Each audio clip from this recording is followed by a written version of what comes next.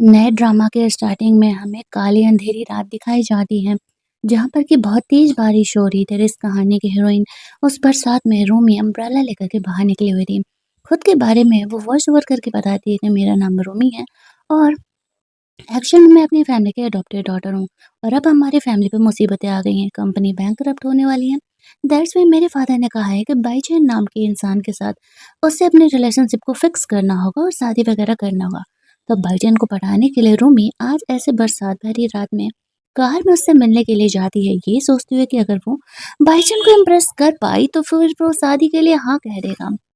दोनों वैसे तो 3 साल से एंगेज थे, लेकिन शादी के लिए कभी बाईचैन ने सीरियसली हाँ नहीं कहा था। वही सोचते हुए जैसे कार में एंटर करती है तो सामने बाईचैन तो नहीं, उसका नेफ्यू, उसका कज़न गोजियान था। गोजियान रोमी को देखते ही पहचान जाता है। अरे! रोमी वो तो वही गर्ल है जो कि बचपन में उसकी फ्रेंड हुआ करती थी। लेकिन रोमी यहाँ पर गोजियान को देख कर के ये नहीं पहचान पाती कि एक्चुअल में गोजियान जो है वो उसका बचपन का फ्रेंड है। वो गोजियान को जानती थी जो कि बाईचैन उसका अंकल था और वो उसका कज़न था। कहानी यहाँ पर शुरुआत से ही उल्टी होने वाली है। नॉर्मली कज़न को छोड़ कर के हीरोइन अंकल को चूज़ करती है और यहाँ तो उसका फिर उसी के नेफ्यू के साथ चलने वाला है। चूज़ किसे करेगी वो तो एंड में ही पता चलेगा। यहाँ पर जब रोमी गोचेन को क्लियरली देखती है तो वो कहने लगती है, अरे सॉरी सॉरी, मुझे लगा कि तुम बाईचैन हो और मैं गलती से तुम्हारे कार में एंटर कर गई थी। मैं एक्चुअल में अब बाईचैन की फियोंसे हूँ ना, तो उससे मिलने के लिए आई थी। गुरजन उसे कहता है, लेकिन तुम दोनों की अभी शादी नहीं हुई है और इतना डेस्परेट होने की क्या ही जरूरत थी कि तुम इतने खराब मौसम में ऐसे अंधेरी रात में तुम मुझसे मिलने के लिए आई हुई थी। मैं तो यहाँ पर फॉरेन से रिटर्न हुआ हूँ, मेरा यहाँ पर खुद का कार नहीं था। दरअसल में यहाँ पर बाईचैन का कार बोरो किया था। अब रोमी उसे सॉरी बोलते हुए उसे वहां से जाने देने के लिए कहती है, लेकिन गोजियान अब उसे जाने नहीं देने वाला था। इधर बाईचैन रोमी को ढूंढते हुए आने लगता है, क्योंकि वो उसे मिलने के लिए आने वाली थी। लेकिन उससे पहले वो गोजियान को अटेंड करने के लिए चले जाता है। वो काफ़ी देर तक कार का खिड़की नॉक करता है ताकि गुजियान उसे ओपन करे, लेकिन वो रूमी को शांत ही रहने के लिए कहता है, क्योंकि अगर उसके फियोंसे बाईचैन ने देख लिया कि उसके फियोंसे अभी उसके नेफ्यू के साथ है तो फिर तो रिश्ता टूटा ही समझो। अगली सुबह रूमी जब घर लौटी तो उसकी फैमिली उस पर गुस्सा कर रही थी कि वो पूरी रात कहाँ थी, काम हुआ है नहीं। अभी रूमी कुछ कहने ही वाली थी कि तभी वहां पर रूमी के डैड को बाईचैन की फैमिली की तरफ से कॉल आता है। उसके फादर कॉल करते हुए कहते हैं कि आप लोग कल फैमिली डिनर पर ज़रूर आइएगा। ये सुनते ही जो उसके फादर थे वो खुश हो जाते हैं। लगता है कि काम हो गया है, रोमी ने बाईचन को पटा लिया। अब रोमी कंफ्यूज थी कि वो बाईचन से तो मिली नहीं, कहीं गुजियान तो ये सब कुछ नहीं कर रहा है ना। और कल उसे लंच डेट पर जाने में काफ़ी डर लग रहा था।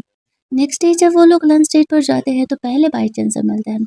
बाईचन उसे कहता है कि जैसे कि तुम्हें पता है कि मैं ये शादी केवल कंपनी की इनहेरिटेंस लेने के लिए कर रहा हूँ। मैंने तुम्हें पहले ही कहा है कि हमारे बीच प्यार मोहब्बत नहीं हो सकता है।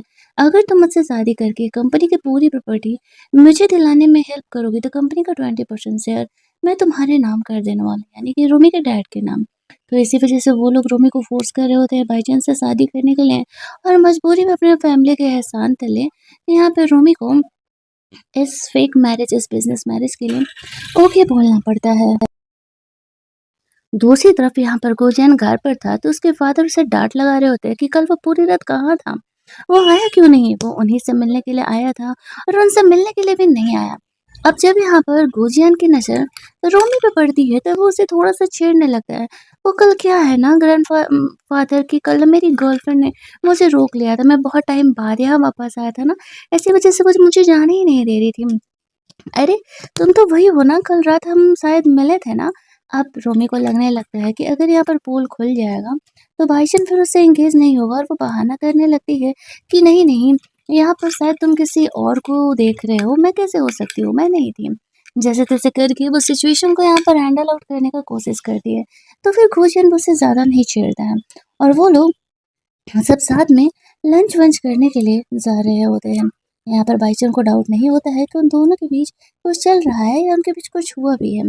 जब उसके फादर गुजियन को भी शादी-वादी करने के लिए बोलते हैं कि अब उम्र हो गई है, तुम भी अपने अंकल बाईचुंग की तरह कोई लड़की-वड़की ढूँढ लो, तो वो कहता है, अगर आप रूमी की तरह लड़की ढूँढ कर के लेके आएँगे तो फिर मैं शादी करने के लिए तैयार हूँ, वरना तो फिर चांसेस नहीं है।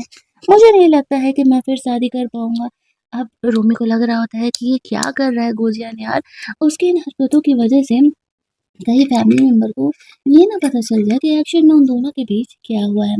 जैसे-तैसे वो सिचुएशन को हैंडल करती है और सब साथ में खाना खाने जाते हैं। डाइनिंग टेबल के नीचे से यहाँ पर जो गुजियान था वो रूमी के साथ फ्लर्ट कर रहा होता है और रूमी काफ़ी घबराई हुई थी कि कहीं उसके फैमिली को इस बारे में पता ना चल जाए और वो बहाने से वॉशरूम के लिए चली जाती है।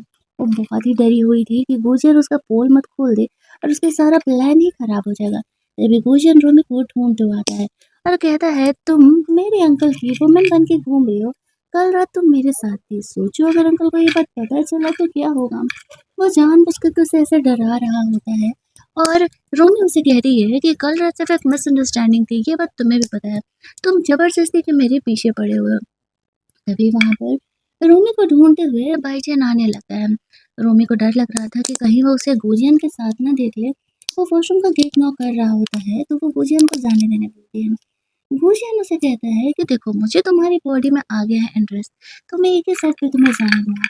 अगर तुम यहाँ पर वापस से एक बार और मेरे साथ रोमांस करने के लिए रेडी हो तो फिर मैं सोच सकता हूँ इस बारे में। और शुरुआत में तो वो मना कर रही होती है क्योंकि ये और ज़्यादा इस जाल में फंसने जाने जैसा था, लेकिन फिर वो जल्दी ही समझ जाती है कि कोई फायदा नहीं है। जो गुजियन है वो उसे इतनी आसानी से जाने नहीं देने वाला है।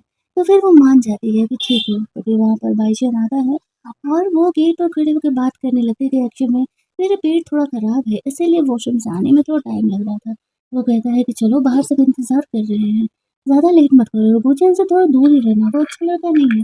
कल ही वो चाइना वापस लौटा है और मैंने उसे कल रात किसी और लड़की के साथ देखा था। रूमी हमें हाँ मिला देती है। बाईजान के साथ ही है, वो कहता है देखा मेरा अंकल कितना अच्छा है, वो किस तरीके से मेरी बुराई कर रहा है। तुम ऐसे इंसान के साथ अपनी ज़िंदगी बिताने के लिए सोच रही हो। ये सब कुछ होने के बाद वो लोग बाहर आते हैं जहाँ पर कि वो लोग एंगेजमेंट वगैरह की बातें कर रहे होते हैं। रूमी हमें हाँ मिला देती है और आज से वो बाईचंद के घर पे ही रहने वाली थी। वो उसी के कमरे में थी, वो सोच रही थी कि क्या करे। तभी वहाँ पर गुजियान आ जाता है और रूमी उसे देख के घबराने लगती है कि अभी बाईचंद भी कमरे में आने वाला है और वो इस कमरे में क्या कर रहा है। वो सिर्फ रिस्क ले रहा है और उसे भी परेशान कर रहा है।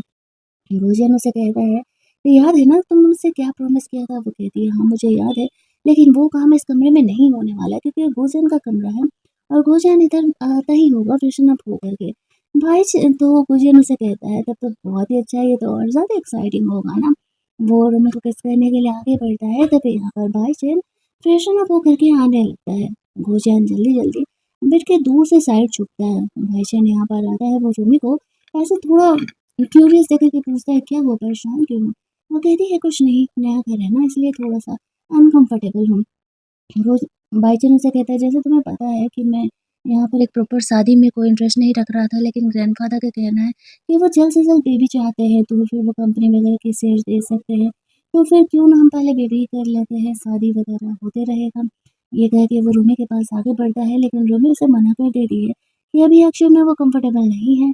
अभी उसने घर चेंज किया है और 3 साल से भले ही दोनों एक-दूसरे को जानते हैं, लेकिन कभी वो लविंग रिलेशनशिप नहीं रहा। तो भाईजान बगल कमरे में सोने के लिए चले जाता है। भोजन रूमी को छेड़ते हुए कहता है कि अपना वो प्रॉमिस पूरा करने के लिए जल्दी आना मेरे पास। मेरे पास भाईजान की तरह पेशेंस नहीं है कि पिछले 3 सालों से मैं तुम्हारे साथ रिलेशनशिप में रहूँ और तुम्हें टच ना करूँ। रूमी फिलहाल के लिए भोजन को वहाँ से जाने के लिए कहती है। अगले दिन से भाईजान रोमी को अपने कंपनी में काम करने के लिए लेके जाने वाला था। जब वो वहाँ पर जाता है और उसको प्रेसिडेंट की सेक्रेटरी की तरह इंट्रोड्यूस करता है, तो सब उसे खुले दिल से अपनाते हैं। लेकिन यहाँ पर गुजियन को ये देख कर के जेलस हो रहा था कि रोमी भाईचंद के साथ आई हुई है। उसने उसे कॉफ़ी लाने के लिए कहा था, तो रोमी यहाँ पर भाईचंद के लिए कॉफ़ी बना कर के लेने जा रहे थे, लेकिन गुजियन कहता है कि मुझे भी कॉफ़ी चाहिए। तो पहले रोमी यहाँ पर भाईचंद को कॉफ़ी देने के लिए जाती है, जहाँ पर कि वो फ़ोन पे किसी से बात कर रहा था। जिस ऑर्फनेज से रोमी आई थी, उसी ऑर्फनेज को डिमोलिश करने के लिए। और रोमी भाईचंद से सिर्फ इसीलिए शादी करने के लिए रेडी हुई थी ताकि वो ऑर्फनेज टूटने से बचा सके। वो यहाँ पर कहती है कि तुम लोग ऑफिस तोड़ने के बारे में बात कर रहे हो। तो भाईचंद उसे कहता है कि देखो ये कंपनी का डिसीजन है और तुम इतने पर्सनल मैटर में फ़िलहाल इंटरफेयर नहीं कर सकती हो। अभी शादी-वादी हमारे हो जाने दो फिर देखेंगे। रोमी उदास हो जाती है, वो तो इसी उम्मीद में थी कि भाईजान उस ऑर्फनेज को तोड़ने से रोकेगा। तभी गुजियन उससे मिलने के लिए आता है कहता है मैंने कॉफ़ी माँगी थी तुमसे, तुमने मुझे क्यों नहीं दी? रोमियो से कहती है पहले मैं भाईजान को कॉफ़ी देने के लिए गई थी, अब भोजिया ये देख कर के जेलस होने लगता है। दोनों रोमांस कर रहे थे तभी वहाँ पर भाईजान ऑफिस में आ जाता है। रोमी जल्दी से खुद को छुपाती है। भाईजान भोजन को समझाता है कि तुम कंपनी में काम कर रहे हो, ये सारी हरकतें थोड़ा कंट्रोल में रखो, बाहर तुम्हारी इमेज खराब होगी। तो भोजन उसे कहता है और तुम भी ऑफिस में थोड़ा नॉक करके आया करो। जाने से पहले भाईजान यहाँ पे रोमी का सैंडल्स नोटिस करता है। उसे लगने लगता है कि कहीं वो रोमी ही तो नहीं है, लेकिन भोजन उसे देखने नहीं देता है और वो फिलहाल कंपनी से ऑफिस से बाहर चले जाता है। रोमी भोजन पर गुस्सा करते हुए कहती है कि अगर भाईजान को पता चल गया हमारे अफेयर के बारे में तो मैं तुम्हें छोड़ूंगी नहीं। और भोजन को ये ऑर्फनेज वाला मैटर भी पता नहीं था। उसे ऐसा लगता है कि वो रूमी से प्यार करती है, इसीलिए वो शादी कर रही है। इधर हम लोग देखते हैं कि बाईचुन रूमी के बारे में पूछता है तो उसे पता चलता है कि रूमी शायद भोजन को कॉफी देने के लिए गई हुई थी। अब बाईचुन का डर, उसका शक थोड़ा और बढ़ जाता है। फिर वो लोग डेमोलिशन के बाद उस प्लॉट पर क्या बनाना है उस बारे में उस बंदे से बात करने के लिए जाते हैं। रूमी की परेशानी, रूमी की बेचैनी और ज्यादा बढ़ती जा रही थी। लेकिन भाईजान उसे साफ कर देता है कि ये कंपनी का डिसीजन है और वो ऑर्फनेज को डिमोलिश होने से नहीं रोक सकती। इधर गुलशन रोमी को फोटो भेजते हुए कहता है कि वो उससे मिलने के लिए आए। गुलशन के बुलाने पे रोमी को मिलने तो जाना ही था, क्योंकि वो किसी हालत में भाईचंद के साथ अपना रिलेशनशिप तोड़ना नहीं चाहती थी। वो उसे जाकर के फोटोज डिलीट करने के लिए कहती है, लेकिन गुलशन उसे कहता है अब तक तुमने अपना प्रॉमिस पूरा नहीं किया है, और जब तक तुम्हारा प्रॉमिस पूरा नहीं होता मैं वो फोटोज डिलीट नहीं करने वाला हूँ, चाहे जो भी हो जाए। ये कह के वो रूबी को कह रहा था कि उसने तुम्हें क्या घुट्टी पिला दी है, तुम्हें लगता है कि भाईचंद तुम्हारे लायक है, तुम क्यों उससे शादी करना चाहती हो? रोमी इन सवालों का जवाब उसे नहीं देती है और इधर गुजियान के फादर बाईचन को लेकर के गुजियान के कमरे में उससे कुछ बात करने के लिए जाने लगते हैं। लेकिन जैसे ही वो लोग दरवाजा लॉक करके अंदर जाते हैं तो वहां पर रोमी उन्हें नहीं मिलती है। हाँ, उन्हें एक डाउट जरूर होता है कि गुजियान ने किसी लड़की को अपने कमरे में रखा हुआ है। बाईचन सैंडल देकर के डाउट कर रहा होता है कि वो रोमी का है और गुजियान के फादर उसे कहते हैं कि वो इधर-उधर के काम करने के बजाय कंपनी पर ध्यान क्यों नहीं दे लेता है। आने वाले कुछ टाइम में पूरी तरीके से कंपनी उसे ही सँभालनी है। भाईजान एक्चुअल में इस फैमिली का एडॉप्टेड सन था और वो तो बस उसे कंपनी की ऊँची ऊँचाइयों पर पहुँचाने के लिए भाईजान के कंट्रोल में दिए हुए थे। अब वो दोनों को जैसे-तैसे करके गुजियान कमरे से बाहर भेजता है और फिर रोमी को देखने के लिए जाता है। रोमी घबराई हुई सी वहाँ बैठी हुई थी, तो वहाँ पर उनके जाने के बाद वो पूछती है, ग्रैंडफ़ादर को पता तो नहीं चला ना कि मैं हूँ उनके साथ? गोजियान उसे कहता है कि नहीं, लेकिन भाईजान को डाउट हो गया तुम्हारा सैंडल देख कर के। रोमी काफ़ी घबरा जाती है, गोजियान उसे समझाता है, ये सैंडल तो कॉमन है, बहुत सारे लोग पहनते हैं। तुम इस बात को एक्सेप्ट ही मत करना कि एक्चुअल में तुम थी मेरे साथ। और फिर यहाँ पर वो रोमी को यहीं स्टे करने के लिए बोलता है, क्योंकि उसके पैर में चोट लगा हुआ था, वो चल नहीं पा रही थी ढंग से। रोमी यहाँ पर आराम करती है। अगली सुबह गुलशन उसे प्यार से देख रहा था। जब रोमी की नींद खुलती है तो वो उस पर गुस्सा करने लगती है कि वो इस कमरे में क्या कर रहा है। जब रोमी को यहाँ स्टे करना था तो गुलशन को यहाँ नहीं रुकना चाहिए था। तभी वहाँ पर रोमी को बाईचुन का कॉल आने लगता है और वो उसे कहता है कि वो ऑर्फनेज देखने के लिए जा रहे हैं। रोमी उसकी सेक्रेटरी है तो उसे उसके साथ चलना पड़ेगा। रोमी यहाँ पर ओके बोल देती है। बाईशिन उससे पूछ रहा था कि रोमी कल रात घर नहीं गई थी, वो कहाँ थी? जो फादर हैं वो जानना चाह रहे हैं। लेकिन रोमी यहाँ पर उसे पता नहीं लगने देती है। सीन कट होता है और फिर रेडी-वेडी हो करके वो बाहर निकलती है, जहाँ पर कि बाईचुन इस तरीके से उसे रिसीव करने के लिए आया हुआ था और वो लोग वहाँ पर पहुँचते हैं तो गुजियन भी वहाँ पर चले जाता है। अब गुजियन को देख कर के रोमी कहती है कि वो यहाँ क्या कर रहा है? गुजियन कहता है मैं भी यहाँ पे ऑर्फनेज के बच्चों से मिलने के लिए आया हुआ हूँ। और वहाँ पर लिली आती है जो कि गुजियन की बचपन की फ्रेंड थी और जो गुजियन के फादर थे वो गुजियन और लिली का शादी कराना चाहते थे। लिली यहाँ पर गुजियन को पसंद करती थी, लेकिन गुजियन का दिल तो रूमी पर अटका हुआ था। और यहाँ पर लिली आती है तो कहती है कि ये कौन है? तो रूमी से उसका इंट्रोडक्शन होता है कि वो बाईचुन की होने वाली वाइफ है। वो ताने मुझसे कहती है, ओह वो तो तुम ही हो। मैं सोच रही थी कि ऐसी कौन लड़की है भाई जो बाईचुन का दिल जीत ली, और तुम तो काफी नॉर्मल फैमिली से भी बिलोंग करती हो, अच्छा मौका मिल रहा है तुम्हें। रोमी कुछ नहीं कहती है। लिली यहाँ पर कहती है चलो अब तुम दोनों साथ में हो तो मैं तुम दोनों के पिक्चर्स क्लिक कर देती हूँ। और वो उन दोनों को ऐसे कपल वाले पोज देने के लिए बोल रही होती है और ये बच्चे लोग रोमी से मिल करके बहुत ही खुश थे। क्योंकि रोमी काफ़ी दिनों बाद यहाँ पर उनसे मिल रही होती है। रोमी भी उनसे मिल कर के बहुत ही खुश थी। लेकिन यहाँ पर कुछ न कुछ तो घपलाबाजी चल ही रहा था। वो लोग ऐसे डीन से मिलने के लिए जाते हैं, जहाँ पर कि डीन थोड़ा-सा सस्पिशियस बिहेव कर रहा था, लेकिन रोमी इस चीज़ को नोटिस नहीं कर पाती है। डीन से रोमी अकेले बात करना चाहती थी और भाईचंद साइड में चले जाते हैं। रोमी उसे कहती है कि बच्चे लोग ठीक तो है ना, आप अच्छे से ख्याल तो रख रहे हो ना, कि हम इस डेमोलिशन को नहीं रोक सकते। तो डीन उसे समझाता है कि सबके लिए यही सही रहेगा।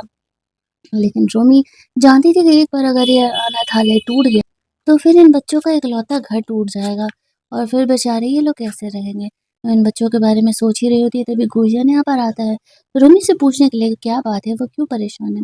रोमी उसे कहती है कि वो नहीं चाहती है कि ये ऑर्फनेज टूटे, वरना इन बच्चों का क्या होगा। इनका इकलौता घर छीन जाएगा, कल कुछ लोग भीख मांगने लगेंगे, कुछ ना जाने क्या करेंगे, घर में नौकर बन जाएंगे।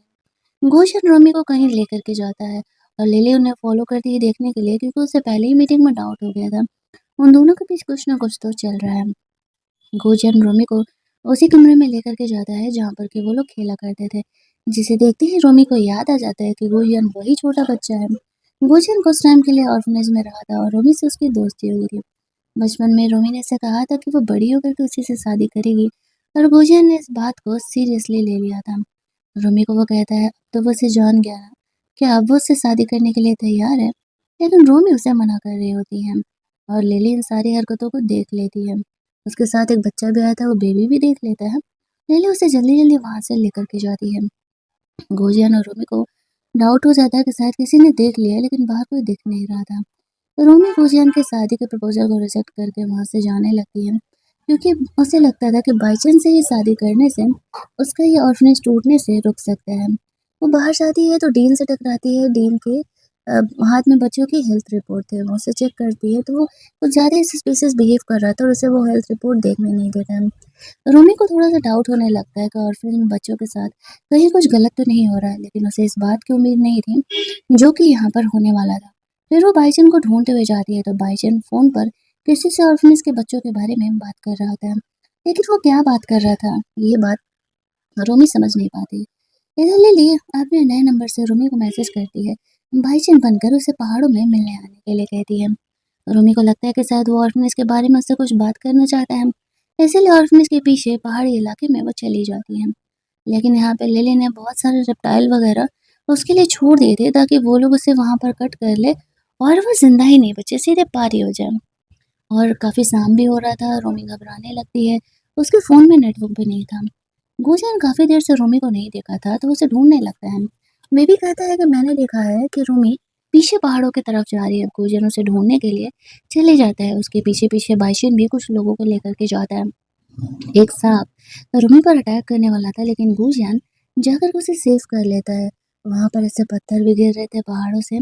गुंजन रोमी पर गुस्सा करने लगता है कि तुम इतनी नासमझ कैसे हो सकती हो? तुम्हें पता है कि इधर पहाड़ी इलाका है, बहुत रिस्की है। रोमी यहाँ पर बेहोश हो जाती है, तो गुंजन उसे उठा करके जल्दी-जल्दी नीचे लेकर के जा रहा होता है। बाइसन आता है और कहते दे दो, मैं आ गया हूँ, लेकिन गुंजन उसे नहीं देता है और वो रोमी को फॉर्चुनेटली हॉस्पिटल लेकर के जाता है।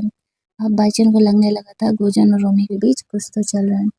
कुछ देर बाद जब रोमी को यहाँ पर हॉस्पिटल में आँख खुलता है, तो सामने गुंजन था। वो उसे कहती है कि क्या उसने उसका जान बचाया? तो गुंजन कहता है, तो तुम्हें क्या लगता है बाईचुन तुम्हें बचाने के लिए आएगा? मैं ही हमेशा तुम्हारे साथ रहने वाला हूँ। तुम उसे छोड़ करके मुझसे क्यों नहीं शादी कर लेती? लेकिन रोमी ऐसा नहीं कर सकती थी, क्योंकि अगर वो ऐसा करेगी तो फिर उसे लगता था कि गुंजन बस खाने-पीने में और मौज-मस्ती करने में अपने दिन काटा है। कंपनी में उसका इतना ज़्यादा इन्फ्लुएंस नहीं है। गुंजन के साथ अगर वो रहेगी, भले वो उसे प्यार भी करती है, तो वो ऑर्फनेज नहीं बचा पाएगी, और ऑर्फनेज के लिए तो वो बाईचुन से शादी कर रही है। वो वापस से उसके प्रपोज़ल को रिजेक्ट कर देती है। तभी वहाँ पर बाईचुन आता है और इस तरीके से वो उसे बोल रहा होता है कि अब तुम ठीक तो हो ना? ऐसे-वैसे जो हमारे फ़ादर हैं वो बुला रहे हैं शादी-वादी के बारे में बात करने के लिए। चांसेस है कि अगले महीने हमारे शादी के डेट्स निकलेंगे। अब रोमी ने एक्सपेक्ट नहीं किया था इतनी जल्दी शादी होने वाली है, बट फिर वो सोचती है आज नहीं तो कल शादी होना ही है ना, वो तो रोक नहीं सकती है। क्योंकि यहाँ पर फिर अगर ऑर्फनेज भी टूटने लगेगा तो वो किस शख्स से उन्हें रोकने के लिए कहेगी। अब गुजिया और बाईचीन के बीच में रूमी को लेकर के अच्छा खासा लड़ाई होने वाला है। लेकिन फ़िलहाल रूमी जैसे-तैसे सिचुएशन को सँभालती है और वो गुजियान को कहती है कि ठीक है। वो बाईचुन को कहती है कि ठीक है, वो हॉस्पिटल से डिस्चार्ज होते ही घर आ जाएगी सबके साथ डिनर करने के लिए। इसके बाद हम लोग फैमिली लंच टाइम का सीन देखते हैं जहाँ पर कि फादर जो थे वो रूमी और बाईचुन के शादी का डेट निकालने का बात कर रहे होते हैं। तभी वहाँ पर लिली आ जाती है जिसे देख कर के गुजियन गुस्सा करने लगता है कि ये यहाँ पर क्या कर रही है। उसके फादर उस पर गुस्सा करते हुए कहते हैं, ये तुम्हारी बचपन की फ्रेंड है और मैंने उसे यहाँ पर बुलाया है, ये तुम्हारे लिए सही है, तुम दोनों की परवरिश भी एक ही माहौल में हुई है, तुम दोनों हम उम्र भी हो और मैं चाहता हूँ कि तुम दोनों शादी कर लो। लेकिन इस बात पर गुंजन साफ मना कर देता है और कहता है कि वो शादी नहीं करने वाला है इससे, चाहे जो भी हो जाए। उसके फादर उस पर डांटने लगते हैं कि वो कभी तो लाइफ में सीरियस हो जाए, लेकिन वो कहता है वो इससे शादी किसी हालत में नहीं करेगा। रोना से कहती है, मुझे लगता है कि लिली तुम्हारे लिए परफेक्ट है। इस बात से जलस होकर के गुजियान वहाँ रखा हुआ ड्रिंक कर लेता है। उसे पता नहीं था कि एक्चुअल में लिली ने यहाँ पर इस ड्रिंक में क्या मिलाया है। उसने उसमें वो लवडोज़ मिलाया हुआ था और वो जानबूझकर उसे वो पीने के लिए दी थी। ये ड्रिंक करने के बाद गुजियान उठ कर के किचन में चले जाते हैं और लिली उसे फ़ॉलो करते हुए आने लगती है। अब तक वो दवा गुजियान पर असर करने लगा था। लिली उसे हग करके कहती है कि वो बचपन से लेकर के अब तक उसे पसंद करती है और वो उसकी फीलिंग को क्यों नहीं समझ रहा है। वो सच में उससे शादी करना चाहती है, लेकिन वो साफ मना कर देता है ये कहते हुए कि वो उससे शादी नहीं कर सकता, वो किसी और को प्यार करता है। तभी वहाँ पर रोमी आ जाती है और उन दोनों को हग करते हुए देख कर के वहाँ से जाने लगती है। उसे बुरा लग रहा था, वो सोचती है उसे बुरा तो नहीं लगना चाहिए, बट उसे हो क्या गया है। और इस तरीके से जो है गुंजन उसके पीछे-पीछे आता है और कहता है कि तुम इतनी निर्दयी कैसे हो सकती हो? मैं तुमसे इतना प्यार कर रहा हूँ, प्यार ज़ाहिर कर रहा हूँ, लेकिन तुम हो कि मुझे इग्नोर करके इस तरीके से छोड़े जा रही हो। वहाँ पर वो उसे समझाने का कोशिश करता है कि हम दोनों ही एक-दूसरे के लिए सही है, बाईचुन तुम्हारे लायक नहीं है। लेकिन रोमियो उसे रोक रही होती है और दूसरी तरफ हम लोग देखते हैं कि बाईचुन और लिली दोनों ही उन दोनों को ऐसे रोमांस करते हुए देख लेते हैं। लिली उसे कहती है कि देखो तुम्हारी फियांसे तुम्हें धोखा दे रही है। वो कहता है मुझे फ़र्क नहीं पड़ता वो किसके साथ है, मेरा बस उससे शादी करना ज़रूरी है क्योंकि मुझे कंपनी की प्रॉपर्टी चाहिए। वो उसे कहती है तो चलो ठीक है, साथ में काम करते हैं। मुझे यहाँ पर गुजियन से शादी करना है और तुम्हें रूमी से, तो अगर हम साथ में काम करेंगे तो ये काम जल्दी आसानी से पूरा कर पाएँगे। तो वो उसके साथ मिल कर के काम करने के लिए तैयार हो जाता है। रूमी थोड़ी देर बाद कमरे की तरह अंदर जा रही होती है, तो यहाँ पर बाईचुन उसे रोक कर के कहता है कि वो कहाँ थी? वो उसे कब से ढूँढ रहा था। तो वो वहाँ पर उसे ये बहाना करने लगती है कि एक्चुअल में वो वॉशरूम गई हुई थी। वो उसे सच नहीं बताती है। तभी वहाँ पर रूमी को कॉल आने लगता है और बाईचुन उससे फ़ोन छीन करके जानबूझ कर के यहाँ पर इस तरीके से फ़ोन स्पीकर पे डाल देता है। तभी उधर से एक बच्चे का फ़ोन था जो कि वो ऑर्फनेज से थी। उसकी तबीयत ख़राब था और वो हॉस्पिटल में एडमिट था। तो ये देख कर के रूमी काफ़ी परेशान हो जाती है और कहती है कि डोंट वरी, मैं आ रही हूँ तुमसे मिलने के लिए। ऐसा बोल कर के वो ऑर्फनेज जाना चाह रही थी। बाईचुन उस पर गुस्सा करते रहता है कि वो दिन-रात सिर्फ़ ऑर्फनेज ऑर्फनेज ही करते रहती है। तो वो उसे कहती है कि हाँ, तो क्या करूँ मैं? मैं इस ऑर्फनेज से आई हूँ तो मुझे उस ऑर्फनेज के लिए तो ज़्यादा बुरा ऑब्वियस सी बात है कि लगेगा ना। लेकिन जो बाईचुन होता है वो उसकी फीलिंग को नहीं समझ पाता है। अब यहाँ पर बाईचुन से रोमी रिक्वेस्ट करती है कि वो इस तरीके से ये ऑर्फनेज टूटना रुकवा दे, लेकिन वो साफ कह देता है कि वो उससे पहले शादी करे फिर इस बारे में हम लोग सोचेंगे। फिर रोमी उस बच्चे के पास हॉस्पिटल में जाती है, उसका ऑपरेशन हुआ था, गुजियन ने पेमेंट किया था। वो भी यहाँ पर आया था देखने के लिए बच्चे से। बात-बात में उसे पता चलता है कि एक्चुअल में लिली और इस बच्चे ने दोनों ने गुजियन और रोमी को किस करते हुए देख लिया था। रोमी को लगने लगा है कि ज़रूर उसी ने वो मैसेज करके उसे जंगल में बुलाया होगा। वो उस समय चेक नहीं कर पाई, हड़बड़ी में थी। वो वापस से उस नंबर पे कॉल करती है, तो उधर से बाईचुन फ़ोन उठाता है और कहता है कि क्या हुआ? तुम कॉल कर रही हो, कुछ काम था? अब रोमी को लगने लगता है कि अगर ये फ़ोन गुजियान का है, बाईचुन का है, तो फिर लिली कैसे मैसेज कर सकती है? थोड़ी देर बात करने के बाद वो लोग फ़ोन रख देते हैं। यहाँ पर एक्चुअल में ये फ़ोन लिली का ही था और बाईचुन उसका हेल्प कर रहा था। वो उसे कहती है कि वो लोग अभी भी अलग होने के लिए तैयार नहीं हैं, हमें कुछ न कुछ तो करना ही पड़ेगा। तो इस तरीके से जो वो दोनों अपना प्लान बना रहे होते हैं कि क्या करना है। दूसरी तरफ रोमी और गुजियान हॉस्पिटल से बाहर निकलते हैं। जो रोमी होती है वो गुजियान को थैंक्स बोलती है उस बच्चे का ट्रीटमेंट के लिए, पैसे देने के लिए और कहती है कि वो जल्दी ही उसी ट्रीटमेंट के पैसे लौटा देगी। वो उससे कहता है कि मुझे ट्रीटमेंट के पैसे नहीं चाहिए, मैं बस चाहता हूँ कि तुम मेरा प्यार एक्सेप्ट कर लो। लेकिन रोमी इस चीज़ के लिए रेडी नहीं थी। दूसरी तरफ हम लोग देखते हैं कि ऑफिस में जो लिली होती है वो गुजियन से मिलने के लिए जाती है। सारे ऑफिस में गॉसिप कर रहे होते हैं कि कहीं ये गुजियन की गर्लफ्रेंड तो नहीं है। वो उसके लिए केक वगैरह लेकर के गई होती है और यूमी को दिखा कर के जेलस फील कराते हुए ऑफिस का वो कर्टन डाउन कर देती है। फिर गुजियन को वो केक खिला रही थी, गुजियन इतना जोर से डांटते हैं कि केक गलती से उसके शर्ट पर गिर जाता है और वो लिली को वहां से जाने के लिए कहता है। लिली बाहर जाती है टॉवल लाने के लिए ताकि गुजियन अपना ड्रेस यहाँ पे क्लीन कर सके। मौके का फ़ायदा उठाते हुए वो रूमी से जाकर के कहती है, एक्चुअल में इस कंपनी में मैं केवल तुम ही को जानती हूँ ना, तुम तो गुजियन को जानते हो वो किस टाइप का बिहेव का है। मैं उससे रजिस्ट नहीं कर पाई, तुम ना एक हॉट वाटर टॉवल लेकर के आओ, मुझे कुछ चीज़ें क्लीन करनी है। और रूमी को वो जानबूझ करके जेलस फील कराने के लिए ऐसा कर रही होती है। रूमी के पास हाँ बोलने के अलावा और कोई ऑप्शन नहीं था। फिर वो हॉट वाटर टॉवल लेने के लिए चली जाती है। यहाँ पर लिली धीरे से ऑफिस का गेट खोलती है और टॉवल ले रही होती है। ये गुजियन देख लेता है और वो लिली को ऑफिस से बाहर धक्का दे देता है और रूमी को अंदर खींच लेता है। ये देखते ही लिली बहुत गुस्सा करने लगती है कि ये लड़की सुधरने वाली नहीं है। दूसरी तरफ हम लोग देखते हैं कि गुजियन रूमी को कहता है, तुम्हारे बंदे पे दूसरी लड़की लाइन मार रही है और तुम हो कि गिव अप किए जा रही हो। रूमी कहती है, मैंने कब कहा कि तुम मेरे बंदे हो। गुजियन कहता है, मैंने कहा ना कि मैं तुम्हारा बंदा हूँ तो तुम्हारा काम है मुझे प्रोटेक्ट करना। चलो सामने एक पार्टी है, मैं तुम्हारे लिए एक ड्रेस तैयार किया हूँ, रेडी होकर के आ जाना। रूमी स्माइल कर रही होती है। ऑफिस के बाहर जाती है तो सब पूछने लगती है कि क्या चल रहा था। फिर रूमी भला किसी को क्या ही बताती। फिर हम लोग उस पार्टी का सीन देखते हैं जहाँ पर कि लिली काफ़ी खूबसूरत सा ड्रेस पहन कर के आई हुई थी। ओवर ओवर मेकअप के साथ सारे उसकी बड़ाई कर रहे थे कि वो बहुत ही प्रिटी लग रही है और गुंजन और उसकी तो शादी होने वाली है। लिली भी यहाँ पर नहीं नकार रही होती है और सबको बढ़ा चढ़ा करके यही बात बता रही थी। लेकिन तभी सेम ड्रेस पहन करके रोमी उस पार्टी में आ जाती है। लिली को मौका मिल जाता है रोमी को परेशान करने का और वो कहने लगती है कि तुम अमीर बन ही रही हो बाई चांस से शादी करके, तो गुंजन के पीछे भला क्यों ही पड़ी हुई हो। तुम मेरे जैसा ड्रेस पहन कर के आ गई हो, तुम्हारा फेक है। ऑब्वियस सी बात है कि तुम्हारे पास इतने पैसे तो है नहीं, जो तुम इसका रियल पहन कर के आओ और मैं अमीर हूँ, मैं ही इसे पहन सकती हूँ। रोमी कहती है, सच में सबका बिल चेक करना चाहोगी, कौन रियल है और कौन फेक है। लिली जानती थी कि उसका ड्रेस फेक है, इसी वजह से वो उससे इस बारे में बहस नहीं करना चाह रही होती है। लेकिन लिली यहाँ पे रोमी का बिलो द बेल्ट जाकर के इंसल्ट करने लगती है, तो रोमी गुस्सा होकर के उसके ऊपर वाइन फेंक देती है। तभी वहाँ पर गुलशन आ जाता है। इसकी दोस्त लोग रोमी का ड्रेस खराब करने में लग जाते हैं। रोमी अकेली लड़की है और वो तीन। तब यहाँ पर गुलशन आता है तो जो लिली होती है वो इनोसेंट होने की एक्टिंग करने लगती है और कहती है कि रोमी ने उसे धक्का दिया। गुलशन उसे हटाते हुए रोमी को देखने के लिए जाता है और पूछता है कि वो ठीक तो है ना। फिर वो लिली पर गुस्सा करता है कि तुम्हें क्या लगता है ये बेकार का आइडिया मुझ पर काम करने वाला है, और अगर रोमी ने तुम्हें धक्का दिया भी है तो मुझे उससे क्या, मैं रोमी का ही केयर करने वाला हूँ। ये कहते हुए रोमी को अपना जैकेट देता है और उसे वॉशरूम में जाने के लिए कहता है, ड्रेस चेंज करने के लिए। इसके बाद यहाँ पर आता है लीले और उसके दोस्तों को वो पार्टी से निकल जाने के लिए कहते हैं। लिली की तो उसके दोस्तों के सामने काफ़ी बेइज्जती होने लगती है क्योंकि वो सबको बड़ा ये बोल रही होती है ना कि गुजियान और उसका बॉयफ्रेंड और दोनों शादी करने वाले, तो फिर वो उसे छोड़ कर के रूमी का क्यों ही ख्याल रखता है।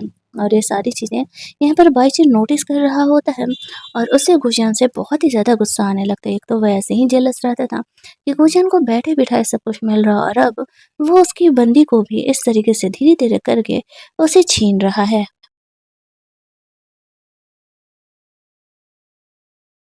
जब रोमी यहाँ पर वॉशरूम में चेंज करने का कोशिश कर रही होती है तभी गुजियान उससे मिलने के लिए आता है। रोमी कहने लगती है कि लेडीज वॉशरूम है और वो यहाँ क्या कर रहा है। वो कहता है वो तो बस उसका हेल्प करने के लिए आया हुआ है। रोमी उसे वहाँ से जाने देने के लिए कहती है। तभी वहाँ पर लिली आने लगती है और वो रोमी को गेट खोलने के लिए कहती है। गुजियान मस्त बैठा हुआ था, वो यहाँ से कहीं नहीं जाने वाला था। लिली गुस्से में आकर के रोमी को कमरे में बंद कर देती है, ये कहते हुए कि अब सड़ो वहीं पर, कोई इधर नहीं आने वाला है। फिर उसे बाईचैन का कॉल आता है तो वो कहती है कि वो ड्रेस चेंज करने के लिए आई हुई है और थोड़ी ही देर में यहाँ पर आ रही है। गुलशन उसे कहता है कि देखो मैं बस इतना चाहता हूँ कि जब तुम्हें गुलशन और मुझ में चूज करने के लिए बोला जाए तो तुम मुझे चूज करो। इधर लिली गुलशन को ढूंढते हुए पार्टी में वापस जाती है तो उसे पता चलता है कि गुलशन तो लेडीज वॉशरूम की तरफ गया था। अब उसे समझ में आ जाता है कि रोमी उस समय किसी और के साथ नहीं, इट मीन्स कि गुलशन के साथ ही होगी। वो जाकर के गेट ओपन करती है और जैसे ही गेट ओपन करती है तो सामने गुलशन और रोमी थे। वो गुस्सा करने लगी है कि वो दोनों क्या कर रहे हैं। गुलशन कहता है अब तुम बच्ची तो हो नहीं, तुम्हें दिख तो रहा होगा कि हम क्या कर रहे हैं। फिर भी बेशर्मों की तरह यहाँ खड़ी हो। लिली कहती है कि तुम्हें मेरे प्यार की कोई कदर नहीं है, मैं इतने साल से तुमसे प्यार करती हूँ। गोजन उससे कहता है तो मैं क्या करूँ? मैंने शुरुआत से ही कहा है कि ना मैं तुमसे प्यार करता हूँ और ना ही कभी आगे तुमसे प्यार कर पाऊँगा। जैसा कि तुमने देखा, मैं रूमी से प्यार करता हूँ। तभी वहाँ पर बाईशिन भी आ जाता है। लीली उसे कहती है कि तुम किसी काम के नहीं हो, अपनी बंदी को भी तुम संभाल करके नहीं रख सकते हो। लिली ये कह के वहाँ से चली जाती है और रूमी को बाइशन अपने साथ चलने के लिए कहता है। गुजियान को लगा था कि शायद वो उसे चूज़ करेगी, लेकिन रूमी जानती थी कि अभी फैमिली में इस तरीके से गुजियान का कुछ ख़ास हक नहीं है, इसी वजह से वो बाइशन को चूज़ करती है, ये सोचते हुए कि बाइशन उसका वो ऑर्फनेज टूटने से रुकवाने में ज़रूर ही हेल्प करेगा। फिर वो लोग बाहर पार्टी में जाते हैं, जहाँ पर कि सबको अनाउंस किया जाता है कि बाईचेन और रूमी जो है दोनों शादी करने वाले हैं। लेकिन तभी वहाँ पर गुजियान आ जाता है और कहता है कि उसे ये मंज़ूर नहीं है और रूमी गुजियान से बाईचेन से शादी नहीं करने वाली है। सारे लोग आपस में गॉसिप करने लगते हैं कि अंकल और नेफ्यू दोनों एक ही लड़की के लिए लड़ रहे हैं।